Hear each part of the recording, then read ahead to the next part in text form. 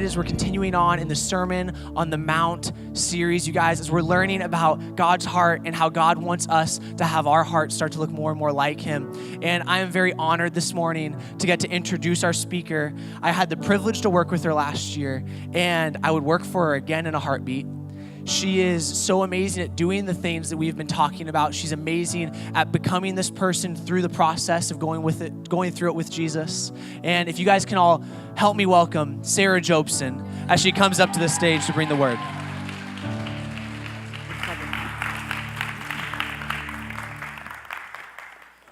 Good morning. Is it still good morning? Is it lunch yet? Ish, almost. I'm glad you're here. You got chapel credit. Great. Okay. Friends, let's see. This morning, we're dealing with the heart. Yike. Okay, here we go. Pet peeves, right? You guys have some? Yes? Rhetorical question, I suppose. I have a list of pet peeves for you. They're not just all mine. They're some of yours, too. Pet peeves, number one, people chewing with food in their mouths.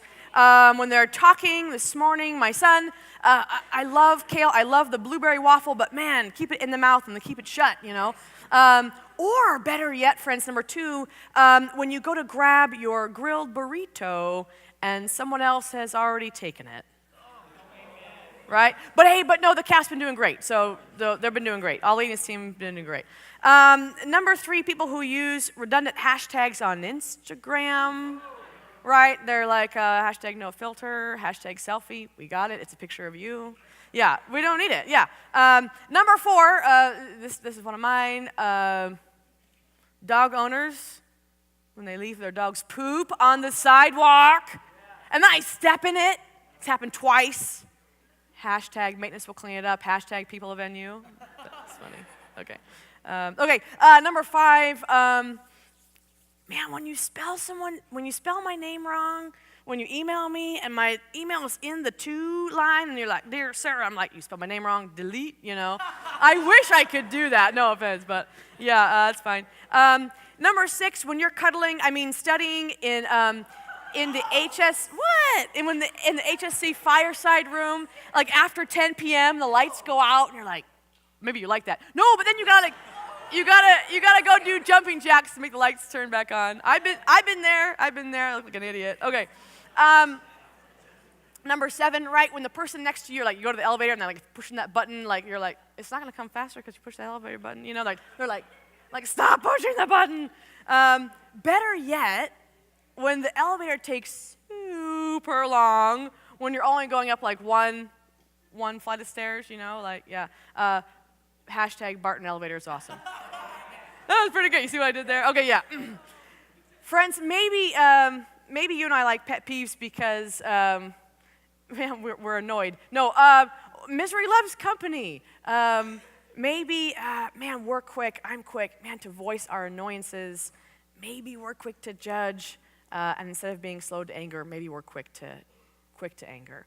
Let me introduce you to anger. And I play anger in Disney Pixar's Inside Out. Who's anger?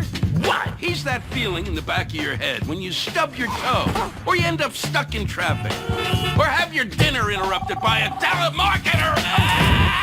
Hang on, I'm getting a little worked up here. Breathe, find your happy place. Those other emotions are all too touchy-feely. I'm sad. I'm scared. Can I say that curse word now? Anger is all about getting the job done. Time to take action. So don't get in his way. Move, otherwise he might explode. You wouldn't. Oh, but I would. Seriously. He only does it because he really cares, though. Promise. I arrest my case. Rated PG. So good, so good. You look like... Oh, friends, that is anger. This morning, we're going to talk about anger, but more than that, we're going to talk about dealing with the heart. That's what this passage in Matthew 5 is really about. I'm going to read this for you. It's Matthew 5, 21 through 26 in the New Living Translation. And if you think I'm spicy, man, this is what Jesus is spicy because this is good. Oh, this is good. It's all so spicy. Okay, so he's telling the folks, this is Jesus. He's saying, you have heard that our ancestors were told, you must not murder. If you commit murder, you are subject to judgment. Got it. But I say, if you are even angry with someone, you are subject to judgment. If you call someone an idiot, you are in danger of being brought before the court. And if you curse someone, you are in danger of the fires of hell. Holy, right? No, this is not me. This is Jesus. Okay. If you're presenting a sacrifice at the altar in the temple, and you suddenly remember that someone has something against you, then leave your sacrifice there at the altar, go and be reconciled to that person, and then come back and offer your sacrifice to God. Verse 25, when you're on the way to court with your adversary, why would you be on your way to court? Let's carpool. You're my enemy. Let's go. I don't know why that, but whatever. Settle your differences quickly. Otherwise, your accuser may hand you over to the judge, who'll hand you over to the officer, and be thrown into prison. And if that happens, good luck. No, right? This is the passage this morning. And before I tell you where we're going to go this morning, I want to tell you where we're not going to go. I think it's a little bit important. Talking about anger, we're not talking this morning about righteous anger, which is something out there, and being angry with God. Both of those are great topics. I'd love to unpack them with you, but not today. Today's passage is really, truly about addressing anger and how you and I relate to each other. And you think, what does this have to do? No. I've got kids and I'm in housing, so there's anger. It's a real thing. Okay, this morning where we're going, I hope you follow along, I want to unpack 3 key things from this passage and then give you 3 practices for really dealing with our hearts. If it is about our heart, and it is, friends, it's not about murder, it's about our hearts, then I want to give you some practices to help with that. Okay, so first things first, in this passage, attitude is as important as the act. The Pharisees, friends, in this passage thought, man, that as long as they didn't commit murder, right, killing someone, they're released of their obligation from their fellow man. Like as long as their hands didn't perform the outward act, then the inward attitude of the heart was irrelevant. But Jesus isn't saying that. He's saying, hey, look, yo, I don't know if he said that. You've been led to believe it was sufficient to simply, to not to kill, to not murder someone. You've been led to believe that your responsibility to others was fulfilled by observing the external letter of the law, but I'm telling you, attitude and intent of the heart is as equally important as the act. Yike. Jesus is focusing on the source of our behavior. It's not enough, friends, to focus on the outward act, but he wants us to focus on who we are. Here, the heart. Most people, they're proud of the fact that they've never killed someone. It's great. You should be proud of that. If you ask someone if they're a good person, right? People say, well, yeah, I'm a good person. Like, well, why are you a good person? Like, I haven't killed anyone. Like, that's great. So, friends, if you have not committed murder, well done. So proud. Chapel cred, like you have technically kept the letter of the law. We could be done. Let's go to lunch. No, friends, Jesus is saying the intent, what is in here, is as equally important as the act. It's not enough to focus on the outward behavior. We have to focus on the inward attitude of the heart. Okay, so that's the first thing. The second thing to quickly unpack is anger as animosity. And we'll unpack this here. Dallas Willard, in his the book, The Divine Conspiracy, says, the primary function of anger in life is to alert me to an obstruction of my will and immediately raise alarm and resistance before I even have time to think about it. And if that were all there was to anger, all would be well.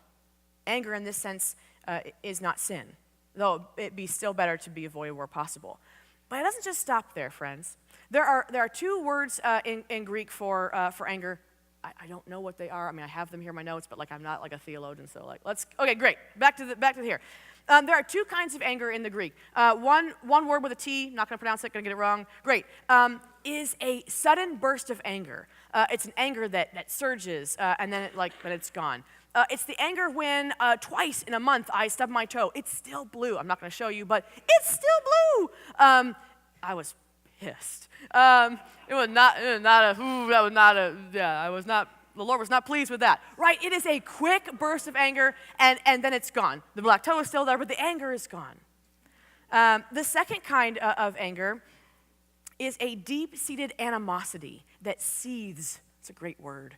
It's a long-lived anger over which a person broods, and we nurse it, and we don't let it die. It's an anger that we continually fan, taking it from an ember to a raging fire of bitterness and resentment. And we spend, you all spend, I know you do because I'm with you, we spend energy and emotion keeping that anger alive. We reread that text or that tweet, right, because we want to remember what it feels like. And we remind ourselves of how wrong we've been treated. Jesus is addressing that kind of anger. That's what he's addressing here, that deep-seated animosity. Okay, hang in there with me. Number 3, the impact of our words. So, what was the first one? I don't even remember now. Attitude, yep, is as important as the act. And then anger is animosity. And this third one is the impact of our words. Friends, Jesus is speaking about severe punishment for our words. The problem is that you and I have miscalculated the destructive impact that they can have. We've heard things like sticks and stones, right, can break my bones, but we're, right, names, whatever that is. That's not true. We've experienced differently. We've also heard it said, right, it takes 9 positive things to be said about us to, like, combat the 1 negative thing. Lord, it takes me like 50 positive things for me to take 1 negative email y'all sent. I'm like, life is over, you know. The worst kind of pain, friends, is that character assassination, right, or verbal attack. I heard someone once say that the single most important tool you could add to your relational tool belt, didn't know we had one, but if we had one, it's a button for your mouth. It's a button for your mouth. Friends, your words have the power to manipulate, to coerce, to degrade, to criticize, but your tongue also has the power to ennoble and inspire and reassure and heal. Here's an example. It's not fun. A 4th grade female student brought this note. She got this note from a classmate. She brought it home to her mom. I hope her mom did something with this note. It's got some spelling errors in it, but it won't take you long to envision the impact that these words, I think, had probably on her soul. Here's this note. I want you to read it. I'll start. Dear, awful Janet, you're the stinkiest girl in this world. I hope you die. But of course, I suppose that's impossible. I've got some ideas, right? Go ahead and finish reading the note.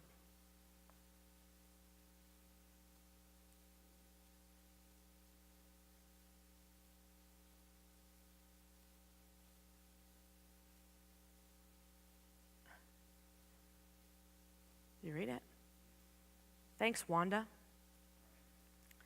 No one has to remind Janet how powerful words can be. 4th grade. And students are slinging around this kind of stuff. Okay, your attitude is important as the act, right? Anger is animosity. Words are important. That's what Jesus is telling us in this passage in Matthew. Okay, you're like, okay, get rid of that note. Got it. Now what? Friends, I've sat with this, and I'm like, well, where do we go? Like, I haven't committed murder. You know, like, that's great. But man, how do I deal with this? And the anger that is in here. So now what? It is a heart issue, so we're gonna go there. So 3 things I wanna address, and then we'll do lunch. Okay. Number 1, choosing forgiveness. I know you're like, okay, got it. Listen. Jen Hatmaker, in her book of Mess and Moxie, it's fantastic. She talks about right here what forgiveness is not. It's so good. Forgiveness is not condoning evil. It's not forgetting. It's not brushing something under the carpet. It's not a free pass.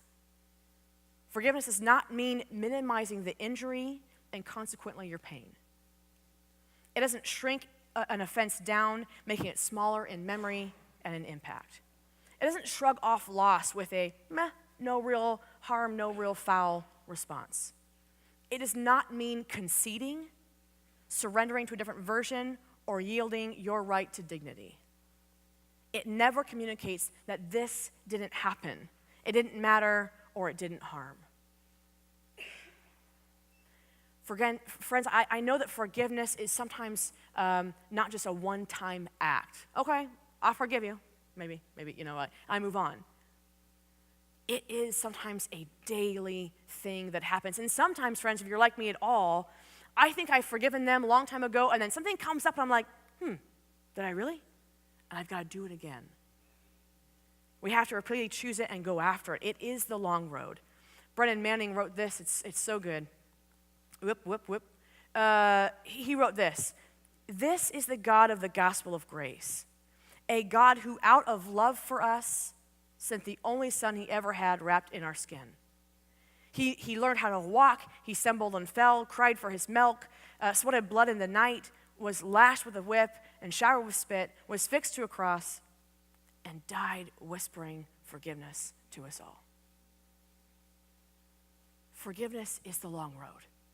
It is a road that Jesus paved out for us to follow in.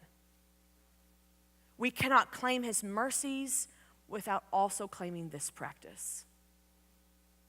We cannot claim his mercies without claiming this practice. We cannot try to live this victorious Christian life, but skip over the cost, the cross, or the commission. Friends, stop nursing your anger.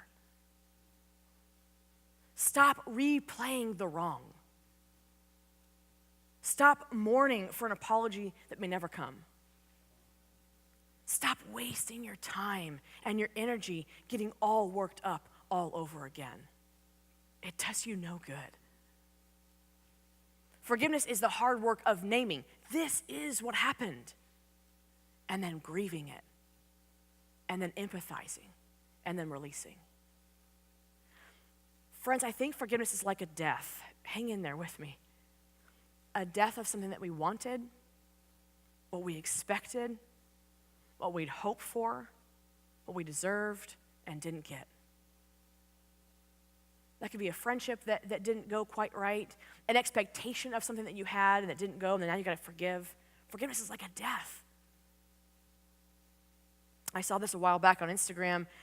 It was fantastic. I identify with it. I sat with my anger long enough until she told me her real name was grief. Isn't that good? I'm going to read to you word for word this post because it's just so good. It's too good not to share. Here's what she writes. Perhaps a way out of the raging, furious anger is to sit still with it and see what it has to tell you. It might surprise you. Grief is tender and vulnerable, so it masquerades beautifully as anger, even fooling our own selves. I get the problems. Processing grief takes too long, and anger is quick and useful and immediate. Grief requires a soft heart, but that's super scary.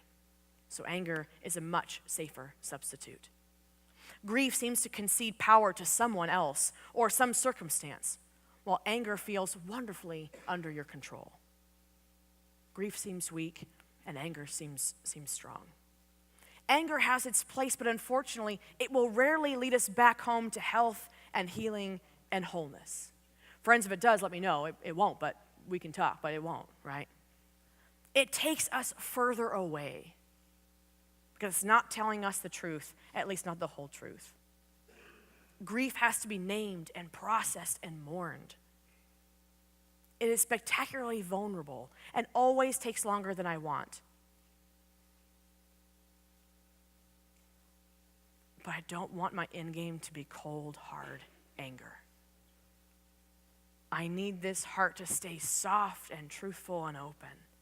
Frankly, the world needs less angry people and more people willing to just grieve and heal. Anyhow, maybe the first step for a bunch of us is sitting still and quiet with our anger to discover it might have something else to tell us.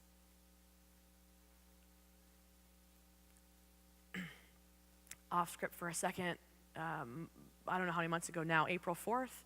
My mom's best friend of 50 years. You're all not 50? Man, her best friend of 50 years was killed. in a violent car accident. A guy who was drinking while driving, stolen a vehicle, ran through the red light and killed her on impact.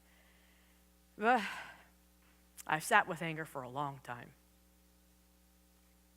But I can't let my heart go cold, you know? You gotta grieve it, process the anger, forgive one day, forgive again the next. That's what this is. That's what I think Matthew 5 is talking about. Friends, have you interviewed your anger? Have you sat with it for a little while? What's it telling you? I know you're angry. I get some of your emails. Have you talked with it? What's it telling you? Henry Nouwen wrote this. It's so good. Forgiveness is the name of love practiced among people who love poorly. Because the hard truth is that all people love poorly. We need to forgive and be forgiven every day, every hour, increasingly. That is the great work of love among the fellowship of the weak that is the human family. Friends, I implore you, better make it a priority to restore a relationship with someone than let it go down without a fight simply because you're afraid of conflict. If we choose forgiveness, if we keep this soft, right, it makes us tender. It leads to stronger relationships. It leads to peace and health and resilience and maturity and compassion, and the list goes on. Okay, so that's the first thing. We'll do two more quick things. Choosing forgiveness. Number 2, dropping your rock. You're like, wait, what? Yeah, hang in there with me. Author Nicole Norman paints this beautiful picture of this practice of dropping our rock. She tells the story of the woman in John chapter 8. You're like, where are we going? Hang in there. John chapter 8, right, is the woman who was caught in adultery. So you can imagine the scene, right? Maybe you can't. I don't know if I can. Dragging her out, the men forced her to stand in front of the crowd as they pressed in on her angrily with rocks in their hands. Hot tears are spilling down her face in shame mixed with anger. Her stomach is knotted so tightly she can scarcely breathe. Her dignity was shredded, her spirit was drenched with dread, and her hands are probably clenched in defiance. She sinned, and she'd been caught, and now she was dead-end in a circle of judges with rocks in their hands. Have you ever noticed how good it feels to throw a rock really far and let it go? We all been down to the waterfront. You skip a rock and you hit it's a duck or something, you know, like, yeah, we all been there. I mean, and I think it can be great. I've done this several times with students or my friends, and we've taken rocks and like, this burden or this thing I need to forgive, and we let it go and we drop it, and it feels great, and we throw it, and it's exhilarating.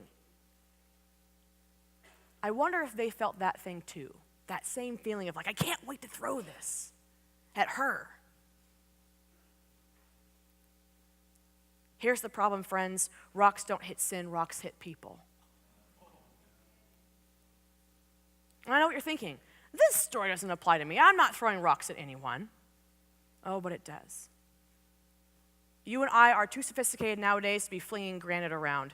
But the words that we throw out in anger and judgment are as hard and cold as any stone of old.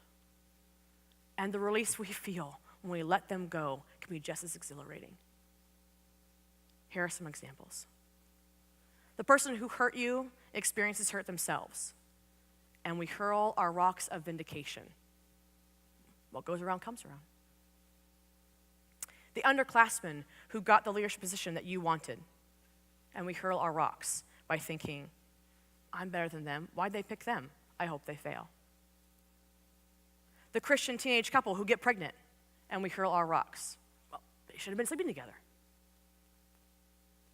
The female student who is bullied and called the slut, and we hurl our rocks when we think, oh, she's always wearing everything clothes.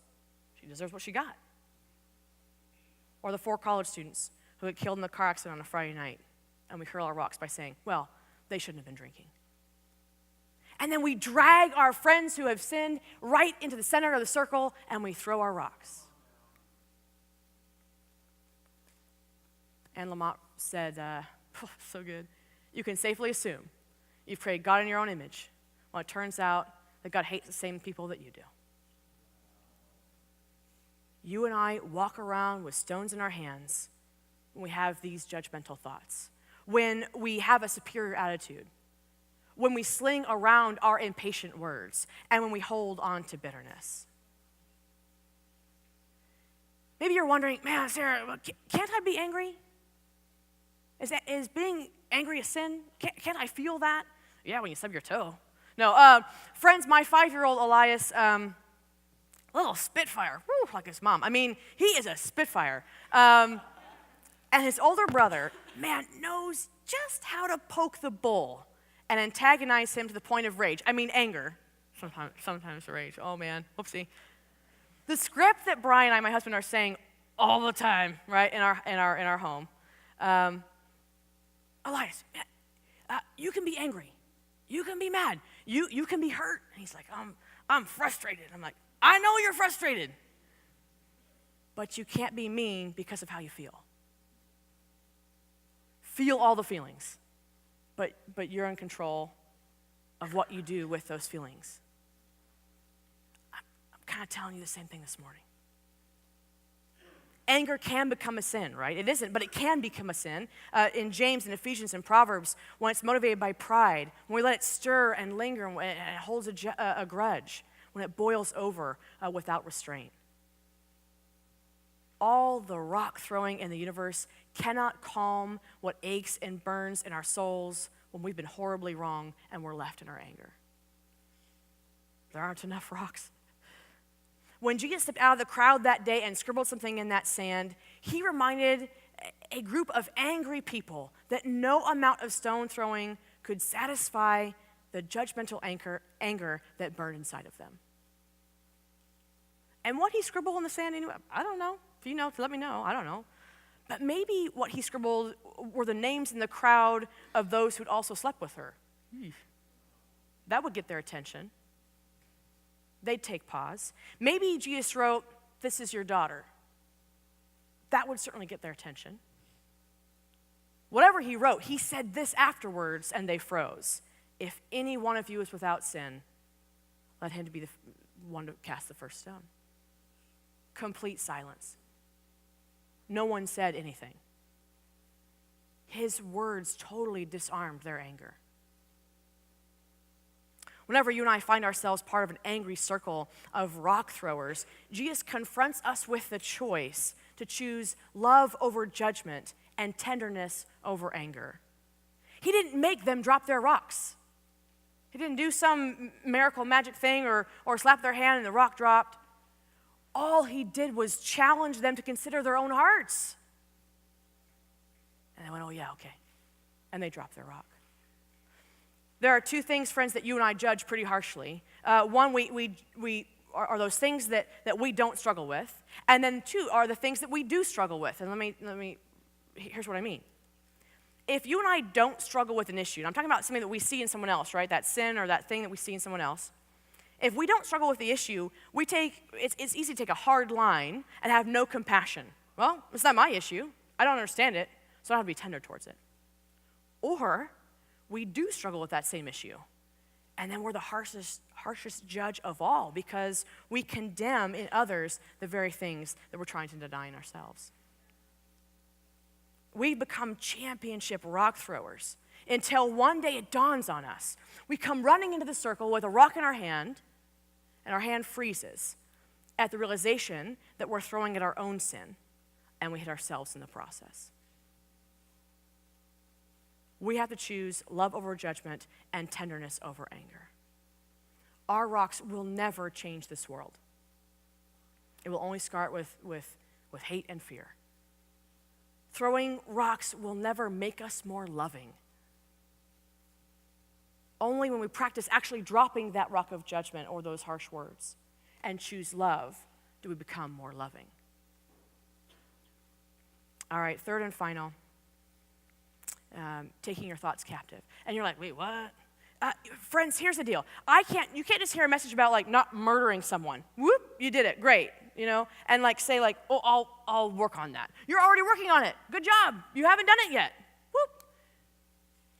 There have to be these practices of what's going on in here and what's going on in here and why aren't they matching and how do I fix it? This is one of those things we need to practice. One of the battlefields that we win or lose the fight against our feelings is in our minds. Because how we think influences how we feel. Control your thoughts will control you. Proverbs 23:7. As a man thinks in his heart, so he is. You are what you think. Pastor and author John Mark Comer, in his book, My Name is Hope, which I highly recommend, he says this: you need to learn to think about what you think about. I repeat, think about what you think about. Your feelings and emotions are the product of your thoughts. Most people are very in tune with how they feel, but oblivious to how they think. Friends, what are you giving mental real estate to? Because when you replay it up here, guess where you re-feel it in here? And it comes out here. When was the last time you asked God to test your mind and to show you areas where your thought life was out of sync with God's heart? You and I have got to get better at this. And I got to get better at this, taking my thoughts captive. We got to take back control of the mental patterns and thoughts, and then we got to replace those thoughts, those false ones, with true ones.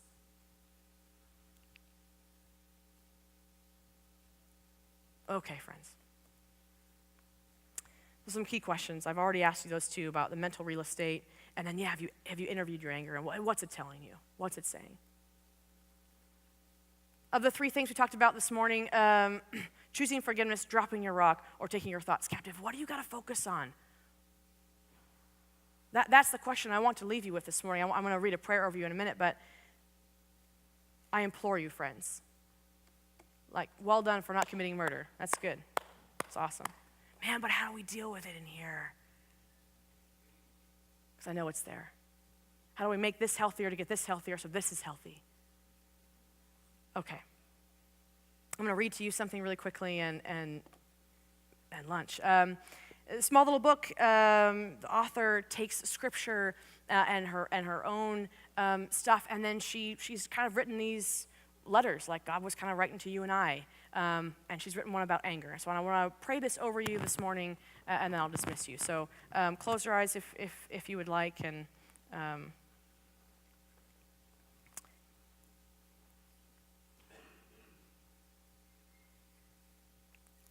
come into the light with me.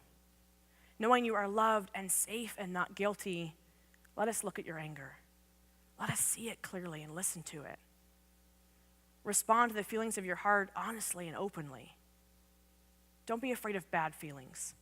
Face them before the sun sets on irritation and anger and rage, and they are tucked away in darkness, swelling and infecting your soul. Facing your anger will reveal much about you and your needs. Will you dare to learn? I will teach you to understand yourself. The teaching I give you in my word is wise. It's a fountain of life. The anger you aim at others turns about swiftly and strikes your own self. I have taught you how to reason and understand so that your emotions and passions will not rule you and overtake your sound thinking. Come reason with me. Anger is not evil in itself, but lying and ignoring problems can lead to evil. Avoiding the truth leads to great harm. Do not suffer needlessly, my dear one. Give yourself permission to face your feelings. Be kind to yourself. Be tender-hearted. Be kind and merciful toward yourself as I am merciful to you. Amen. That's a good word. Friends, you're dismissed this morning. Thank you for coming.